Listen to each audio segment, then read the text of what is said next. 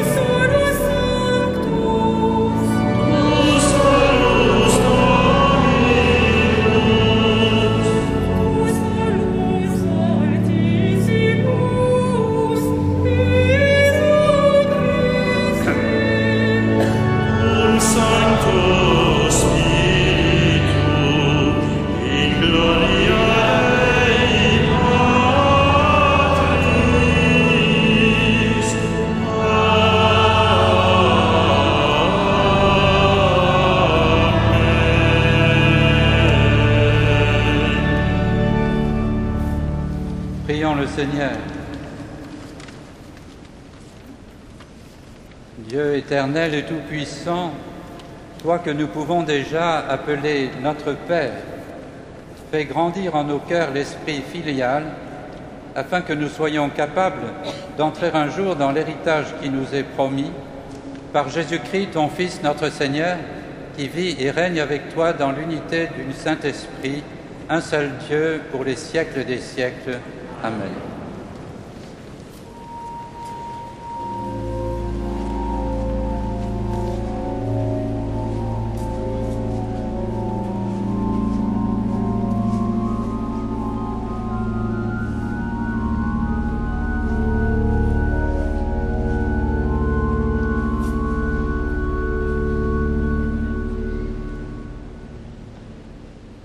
Lecture du premier livre des rois. Lorsque le prophète Élie fut arrivé à l'Horeb, la montagne de Dieu, il entra dans une caverne et y passa la nuit. La parole du Seigneur lui fut adressée. Sors dans la montagne et tiens-toi devant le Seigneur, car il va passer. À l'approche du Seigneur, il y eut un ouragan si fort et si violent qu'il fendait les montagnes et brisait les rochers. Mais le Seigneur n'était pas dans l'ouragan. Et après l'ouragan, il y eut un tremblement de terre. Mais le Seigneur n'était pas dans le tremblement de terre. Et après ce tremblement de terre, un feu. Mais le Seigneur n'était pas dans ce feu. Et après ce feu, le murmure d'une brise légère. Aussitôt qu'il l'entendit, Élie se couvrit le visage avec son manteau, il sortit et se tint à l'entrée de la caverne. Parole du Seigneur.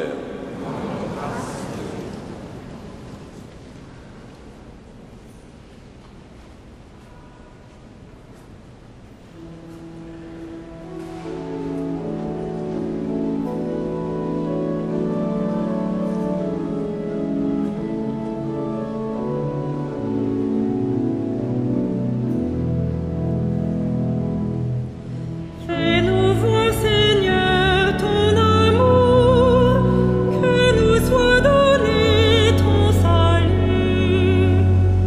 Fais-nous voir, Seigneur, ton amour, que nous soit donné ton salut.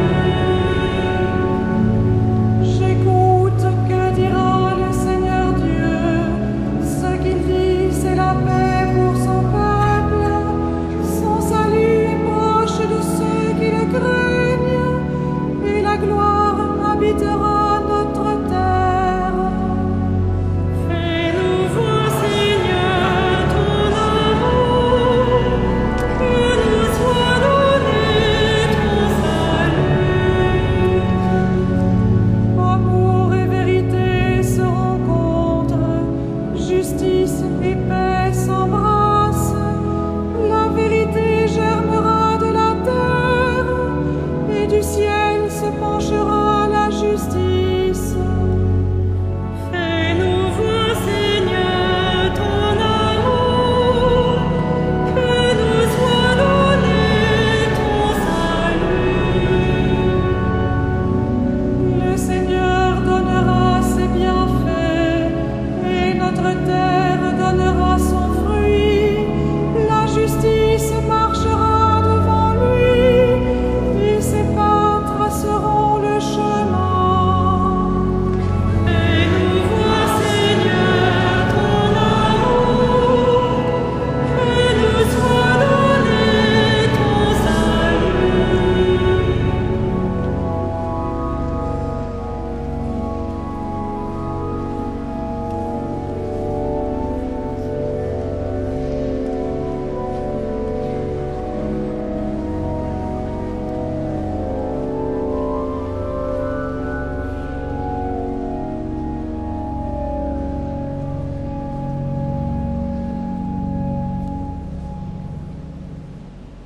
Lecture de la lettre de saint Paul, apôtre aux Romains.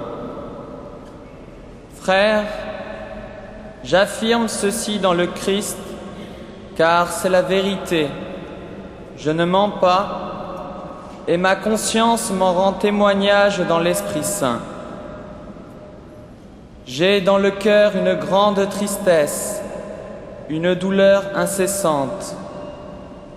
Pour les Juifs, mes frères de race, je souhaiterais même être maudit, séparé du Christ. Ils sont en effet les fils d'Israël, ayant pour eux l'adoption, la gloire, les alliances, la loi, le culte, les promesses de Dieu. Ils ont les patriarches, et c'est de leur race que le Christ est né, lui qui est au-dessus de tout, Dieu béni éternellement. Amen. Parole du Seigneur.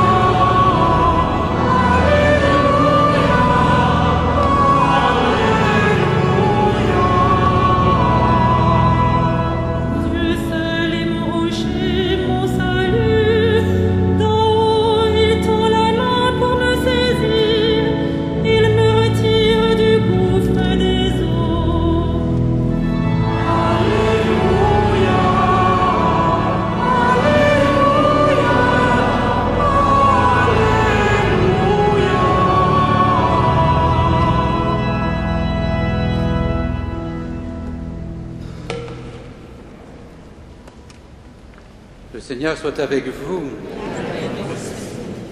Évangile de Jésus-Christ selon saint Matthieu.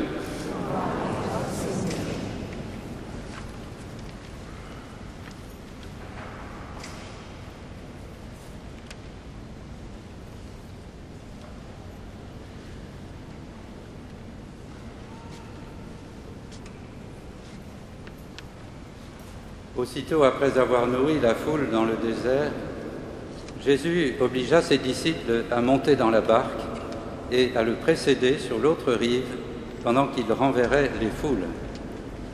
Quand il les eut renvoyés, il se rendit dans la montagne, à l'écart, pour prier.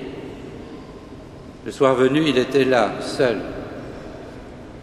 La barque était déjà à une bonne distance de la terre.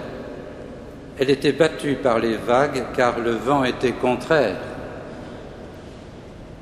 Vers la fin de la nuit, Jésus vint vers eux en marchant sur la mer. En le voyant marcher sur la mer, les disciples furent bouleversés. Ils disaient « c'est un fantôme ». Et la peur leur fit pousser des cris. Mais aussitôt Jésus leur parla « Confiance, c'est moi, n'ayez pas peur ». Pierre prit alors la parole. « Seigneur, si c'est bien toi, ordonne-moi de venir vers toi sur l'eau. » Jésus lui dit « Viens ». Pierre descendit de la barque et marcha sur les eaux pour aller vers Jésus. Mais voyant qu'il y avait du vent, il eut peur. Et comme il commençait à enfoncer, il cria « Seigneur, sauve-moi » Aussitôt Jésus étendit la main, le saisit et lui dit « Homme de peu de foi, pourquoi as-tu douté ?» Et quand ils furent montés dans la barque, le vent tomba. Alors ceux qui étaient dans la barque se prosternèrent devant lui et lui dirent « Vraiment, tu es le Fils de Dieu ». Acclamons la parole de Dieu.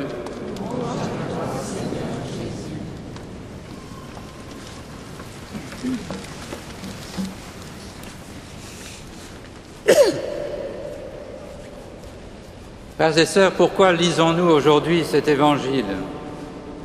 S'agit-il de rappeler un moment un peu singulier dans l'évangile, un épisode un peu pittoresque que tout compte fait?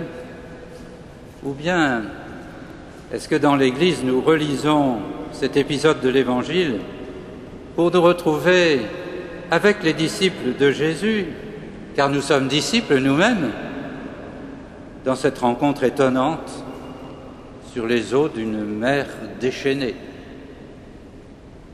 Le premier regard dans cet épisode, ce récit de l'Évangile, se porte sur Jésus qui est là à l'écart, seul.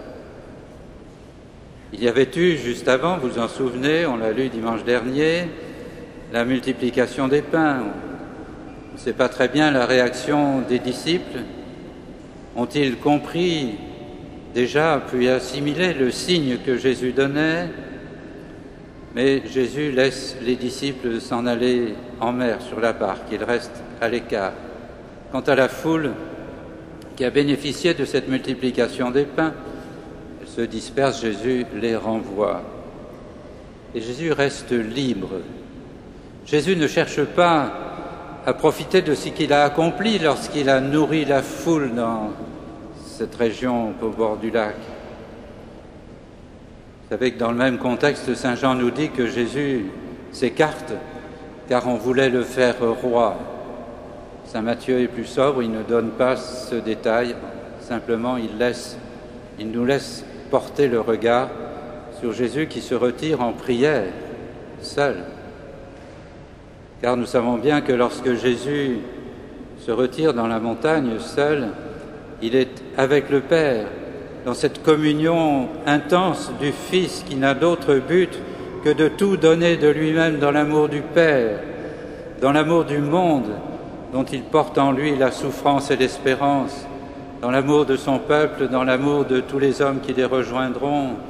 Pensez ici à ce que nous venons d'entendre dans l'épître de Saint Paul qui souffre de voir ce peuple qui n'a pas reconnu le Messie. Jésus est assurément dans la perspective du don de lui-même, de la Pâque. C'est le premier regard. Les disciples, de leur côté, se retrouvent seuls dans le mauvais temps, dans la tempête. Ils sont battus par les flots d'une mer qui s'ouvre en un abîme de mort, parce que la mer, dans ce langage biblique, est bien un symbole de cet abîme un peu terrible. Et c'est la nuit, et c'est dans les ténèbres, et c'est les vents mauvais. Les disciples doivent apprendre à combattre l'adversité, à faire face à l'adversité. Cela veut dire que Jésus, au fond, leur fait confiance. Il dit, vous pouvez vous affronter aux tempêtes du monde. Il est clair que la tempête sur le lac de Tibériade est symbolique. Elle est symbolique de toutes les adversités que rencontre notre monde, que nous-mêmes nous rencontrons. Nous avons, nous aussi, à lutter, car les vents de mort soufflent dans notre monde, dans notre vie. Pensons aux épreuves que nous devons affronter les uns et les autres, dans notre corps, dans des foyers ébranlés, dans les difficultés du travail professionnel ou du manque de travail, dans la dignité de tant d'hommes et de femmes exploités ou bafoués. Pensons aussi aux épreuves que connaît l'Église, l'abandon de certains et la contradiction violente parfois qu'elle rencontre en diverses parties du monde. Alors comment vivre tout cela? Sommes-nous seuls au milieu de la tempête, livrés à tous les vents? Et alors voilà la rencontre. Jésus vient, il rejoint ses disciples dans le péril, qui n'arrivent pas à se tirer tout seuls de l'épreuve par leurs propres moyens. Il arrive souverain, dans sa puissance, lui qui est totalement uni au Père créateur et maître du monde, il piétine les eaux de mort. Elles ne peuvent l'atteindre. Il s'approche et il rejoint ses disciples en maître et en ami. Et pourtant, ses disciples ne peuvent le reconnaître d'emblée. Et nous, au fond, dans nos petites tempêtes ou grandes tempêtes, reconnaissons-nous la présence du Christ aussi au cœur de la vie, au cœur du monde, au cœur de l'Église, au plus profond de nous-mêmes, nous qui avons été unis au Christ vivant, investis de sa présence par notre baptême? Aurions-nous peur de nous tourner vers lui, car il serait trop loin, trop différent, trop grand, insaisissable? Écoutons la simple parole de Jésus, elle s'adresse à nous aussi. Confiance, c'est moi. N'ayez pas peur. Il nous le dit maintenant. Alors nous voyons Pierre découvrir, après la stupéfaction, découvrir la présence du Seigneur, et il va s'engager dans une démarche de foi. Oui, si c'est toi, Seigneur, je te rejoins dans la même marche sur les eaux, et il va rejoindre Jésus qui pourra le faire dominer la tempête et les vents. Il a saisi que Jésus est là, puissant, plus fort que la mort. Mais Pierre n'est pas à l'abri d'une faiblesse. Le vent continue à souffler, il est pris de panique. Alors est-ce que cela ne nous arrive pas à nous aussi? C'est aventureux d'une certaine façon de rejoindre Jésus, de s'appuyer sur lui au milieu des épreuves. Pierre, vous l'avez vu, connaît une éclipse de la foi, il s'enfonce. Et cela lui arrivera encore, comme à beaucoup d'entre nous d'ailleurs, mais cela arrivera encore au temps de la passion pour Pierre. Il en viendra au reniement après avoir été un disciple enthousiaste qui voulait protéger Jésus. Et nous, peut-être, nous avons fait cette expérience de perdre confiance. Alors Jésus prend Pierre par la main et le sauve. Jésus nous sauve. Il entend le cri « Sauve-moi !» Si nous lui faisons confiance, il ne nous laisse pas nous enfoncer, il nous prend par la main. C'était vrai pour les premiers chrétiens à l'époque où cet évangile est médité et écrit. Ils étaient livrés au flot de la persécution. C'est vrai de beaucoup de témoins fidèles de la foi aujourd'hui. Et nous pouvons penser au flot de violence qui n'atteignent pas que des autres. Penser au flot du doute, au vent des doctrines qui nous égarent, aux mille tentations d'infidélité. Alors Jésus est celui qui nous prend par la main, si nous nous ouvrons à lui, même si c'est d'un timide murmure que nous pouvons dire notre confiance et notre foi. Jésus à la fois grand, souverain, immense, et amicalement, simplement proche. Jésus est là sans fracas. La vraie révélation de Dieu se fait dans la brise légère, vous l'avez entendu avec l'épisode du prophète Élie. Jésus est le libérateur. Sur ces eaux du lac, il renouvelle l'action confiée à Moïse qui libère son peuple en lui faisant traverser les eaux mortelles de la mer Rouge. Mais nous osons dire, nous le savons dans la foi, que Jésus a vaincu le monde par son sacrifice sur la croix et par sa résurrection. Et le ressuscité vivant à jamais demeure présent, à l'écoute, disponible, présent jusqu'à la fin des temps au milieu de nous. Puissions-nous dire avec Pierre et les autres disciples, faire ce pas décisif dans la foi, vraiment tu es le Fils de Dieu. Alors mettons-nous à la suite des disciples et du Seigneur. Jésus assure en nous l'espérance. Avec lui, traversons les chemins les plus durs. Sachons prendre appui sur celui qui demeure parmi nous et en nous. Il est le Sauveur, il est celui qui donne la vie au-delà de toutes nos limites. Il est celui qui nous rassemble aujourd'hui, qui vient en nous, livré pour le monde, présent dans l'Eucharistie, pour nous rétablir dans la communion de l'amour à la mesure infinie de l'amour du Père.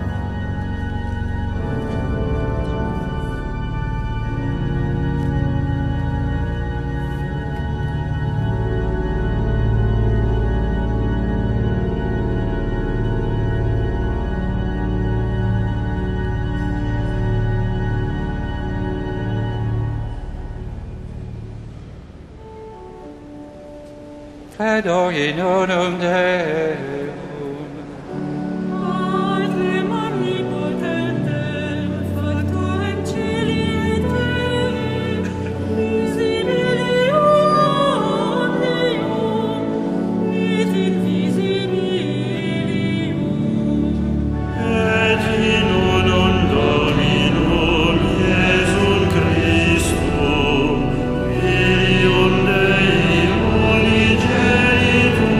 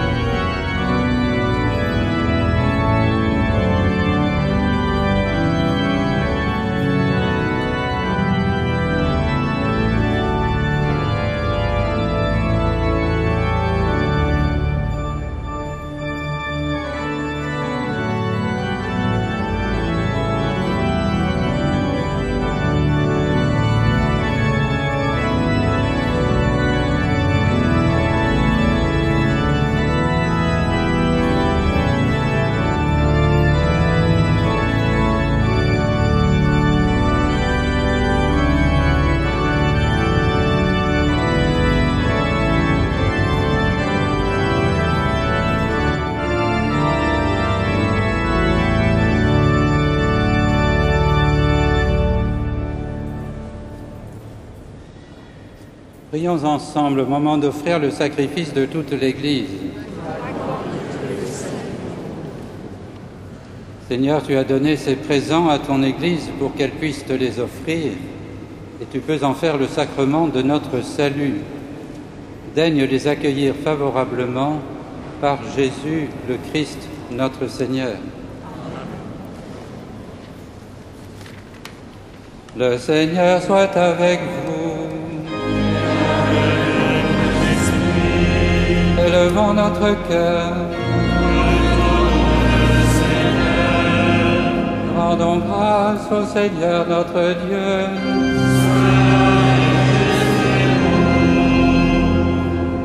Vraiment, il est bon de te rendre grâce. Il est juste et bon de te glorifier, Père très saint, car tu es le seul Dieu, le Dieu vivant et vrai. Tu étais avant tous les siècles, tu demeures éternellement, lumière au-delà de toute lumière. Toi, le Dieu de bonté, la source de la vie, tu as fait le monde pour que toute créature soit comblée de tes bénédictions et que beaucoup se réjouissent de ta lumière. Ainsi, les anges innombrables qui te servent jour et nuit se tiennent devant toi et contemplant la splendeur de ta face, n'interrompent jamais leur louange.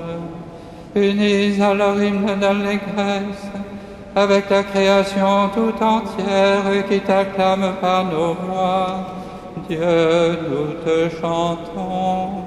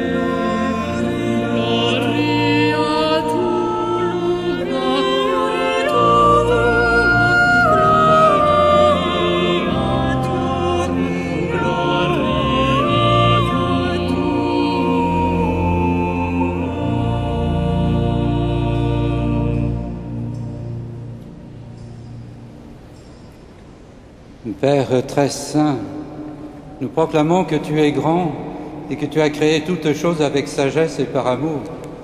Tu as fait l'homme à ton image et tu lui as confié l'univers, afin qu'en te servant, toi son créateur, il règne sur la création. Comme il avait perdu ton amitié en se détournant de toi, tu ne l'as pas abandonné au pouvoir de la mort. Dans ta miséricorde, tu es venu en aide à tous les hommes pour qu'ils te cherchent et puissent te trouver. Tu as multiplié les alliances avec eux, tu les as formés par les prophètes dans l'espérance du salut. Tu as tellement aimé le monde, Père très saint, que tu nous as envoyé ton propre Fils lorsque les temps furent accomplis pour qu'il soit notre Sauveur. Conçu de l'Esprit Saint, né de la Vierge Marie, il a vécu notre condition d'homme en toutes choses excepté le péché, annonçant aux pauvres la bonne nouvelle du salut, aux captifs la délivrance, aux affligés la joie. Pour accomplir le dessein de ton amour, il s'est livré lui-même à la mort. et par sa résurrection, il a détruit la mort et renouvelé la vie, afin que notre vie ne soit plus à nous-mêmes, mais à lui qui est mort et ressuscité pour nous. Il a envoyé d'auprès de toi, comme premier don fait aux croyants, l'Esprit qui poursuit son œuvre dans le monde et achève toute sanctification. Que ce même Esprit Saint, nous t'en prions, Seigneur, sanctifie ces offrandes, qu'elles deviennent ainsi le corps et le sang de ton Fils dans la célébration de ce grand mystère que lui-même nous a laissé en signe de l'alliance éternelle. Quand l'heure fut venue où tu allais le glorifier, comme il avait aimé les siens qui étaient dans le monde, il les aima jusqu'au bout. Pendant le repas qu'il partageait avec eux, il prit le pain, il le bénit, il le rompit et le donna à ses disciples en disant: « Prenez et mangez-en tous, ceci est mon corps livré pour vous. »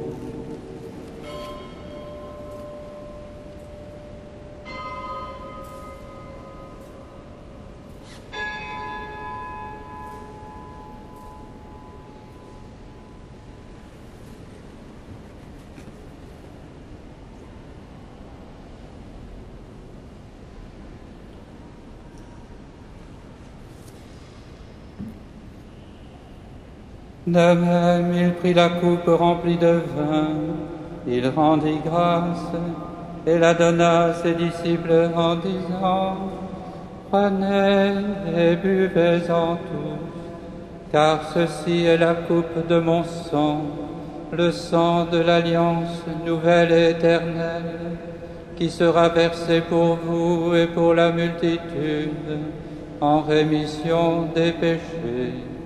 Vous ferez cela en mémoire de moi. »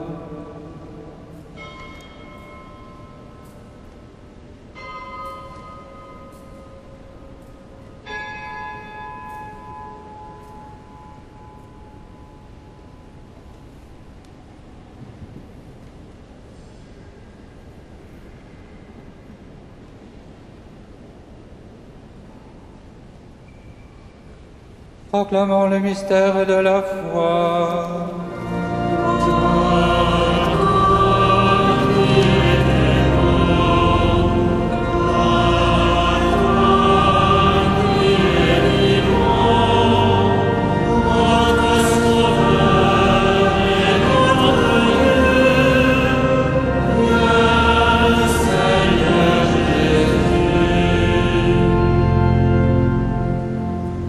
Voilà pourquoi, Seigneur, nous célébrons aujourd'hui le mémorial de notre rédemption en rappelant la mort de Jésus-Christ et sa descente au séjour des morts, en proclamant sa résurrection et son ascension à ta droite dans le ciel, en attendant aussi qu'il vienne dans la gloire.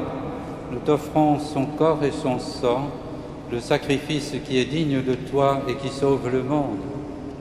Regarde, Seigneur, cette offrande que tu as donnée toi-même à ton Église. Accorde à tous ceux qui vont partager ce pain et boire à cette coupe d'être rassemblés par l'Esprit Saint en un seul corps, pour qu'ils soient eux-mêmes dans le Christ une vivante offrande à la louange de ta gloire. Et maintenant, Seigneur, rappelle-toi tous ceux pour qui nous offrons le sacrifice. Le pape Benoît, notre évêque André et tous les évêques, les prêtres et ceux qui les assistent, les fidèles qui présentent cette offrande, les membres de notre assemblée, le peuple qui t'appartient et tous les hommes qui te cherchent avec droiture. Souviens-toi aussi de nos frères qui sont morts dans la paix du Christ et de tous les morts dont toi seul connais la foi.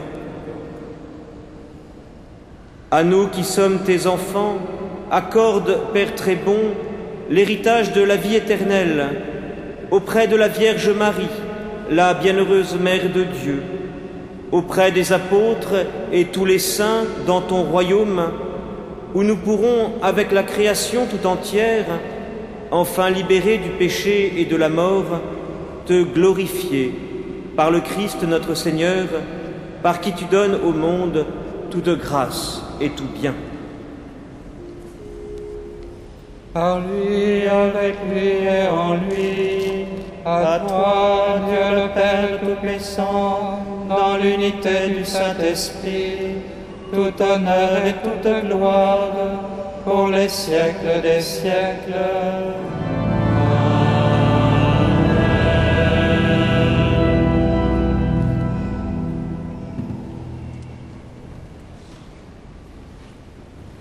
Conduits dans la prière par la parole même de Jésus, ensemble, unis dans le même esprit, nous pouvons dire « Notre Père, qui es aux cieux, que ton nom soit sanctifié, que ton règne vienne, que ta volonté soit faite sur la terre comme au ciel. Donne-nous aujourd'hui notre pain de ce jour. Pardonne-nous nos offenses, comme nous pardonnons aussi à ceux qui nous ont offensés. Et ne nous soumets pas à la tentation, mais délivre-nous du mal. Délivre-nous de tout mal, Seigneur, et donne la paix à notre temps. Par ta miséricorde, rends-nous libres du péché et forts au temps de l'épreuve, en cette vie où nous espérons le bonheur que tu promets, l'avènement de Jésus le Christ, notre Sauveur. Car c'est à toi qu'appartiennent le règne, la puissance et la gloire pour les siècles des siècles. Seigneur Jésus-Christ, tu as dit à tes apôtres, « Je vous laisse la paix, je vous donne ma paix. » Ne regarde pas nos péchés, mais la foi de ton Église. Pour que ta volonté s'accomplisse, donne-lui toujours cette paix et conduis-la vers l'unité parfaite, toi qui règnes pour les siècles des siècles. Que la paix du Seigneur soit toujours avec vous. Dans la présence et l'amour du Christ, partageons la paix qui vient de lui.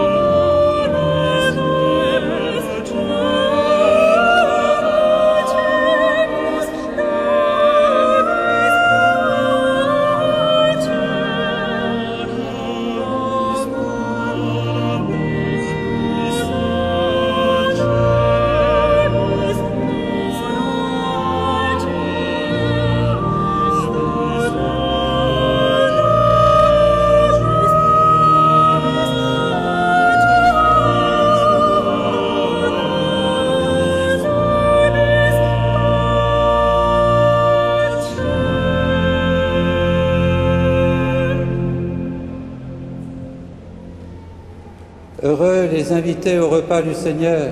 Voici le corps du Christ, l'agneau de Dieu qui enlève le péché du monde. Seigneur, je ne suis pas digne de te recevoir, mais dis seulement une parole et je serai guéri.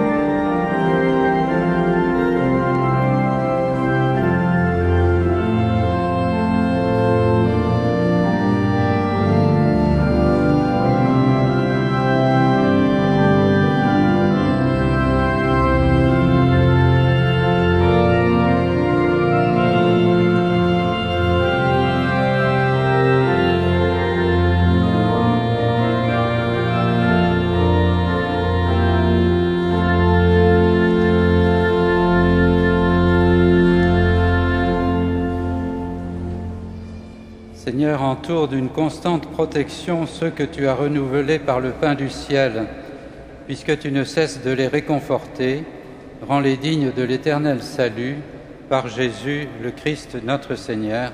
Amen. Amen. Frères et sœurs, à l'approche des fêtes de l'Assomption, voici quelques informations. Les célébrations de l'Assomption auront lieu à Notre-Dame de Paris le jeudi 14 août, veille de l'Assomption, et vendredi 15 août, jour de la solennité. Ces célébrations seront cette année placées sous la présidence de son Excellence Monseigneur Renato Beccardo, secrétaire général de l'État de la Cité du Vatican. Jeudi 14 août, après les vêpres solennelles à 17h45 et la messe anticipée à 18h30, se déroulera le 5e pèlerinage fluvial sur la Seine autour des 2 îles de la Cité et de Saint-Louis. La procession mariale suivra la messe à 19h45 et l'embarquement sur les péniches des pèlerins aura lieu aux alentours de 20h30. Pour participer à cette procession fluviale, il est indispensable de retirer les contremarques gratuites qui permettront à la cathédrale de mieux gérer le dispositif d'ensemble. Ces contremarques sont disponibles ce soir jusqu'à 20h à l'accueil de la cathédrale. Lundi, mardi, mercredi, de 9h30 à 18h à ce même accueil. Enfin, jeudi, vous pourrez encore vous procurer ces contremarques jusqu'à 20h. Bien évidemment, le seul engagement que nous attendons de vous, c'est que vous veniez assurément participer à ce pèlerinage fluvial. Vendredi 15 août, solennité de l'Assomption, les messes auront lieu aux heures habituelles du dimanche, 8h30, 10h, 11h30, 12h45, avec l'office des laudes à 9h30. L'office des laudes et la messe de 10h seront célébrés par Monseigneur Beccardo. L'après-midi, à 15h45, vêpres solennelles. À 16h15, procession mariale à pied dans les îles de la Cité et de Saint-Louis. À l'issue de la procession sera renouvelé le vœu de Louis XIII, c'est-à-dire la consécration de la France à Marie. Enfin, la messe solennelle clôturera la journée à 18h30. Vous pourrez également, dans le cadre de ces célébrations de l'Assomption, assister, si vous le souhaitez, jeudi 14 à 22h et vendredi 15 à 21h30 au spectacle Réjouis-toi Marie. Enfin, toujours dans le cadre de ces fêtes de l'Assomption, mercredi 13 août, chant grégorien Assumptio, par la maîtrise Notre-Dame de Paris, ensemble grégorien sous la direction de Sylvain Dieudonné, aux grandes orgues, maître Jean-Pierre Leguet, mercredi 13 août, 20h30. En cette période estivale, la cathédrale et l'association CASA vous offrent tout au long des jours de la semaine, à l'exception du 15 août, des visites gratuites en différentes langues. Vous pourrez trouver les renseignements à l'accueil de la cathédrale. Nous achevons notre célébration avec Monseigneur Fleischmann, chancelier du diocèse et doyen du chapitre. Le Seigneur soit avec vous. Que Dieu Tout-Puissant vous bénisse et vous garde, le Père, le Fils et le Saint-Esprit. Allez dans la paix du Christ. Bonne soirée et bientôt bonne fête de l'Assomption. Salve Regina.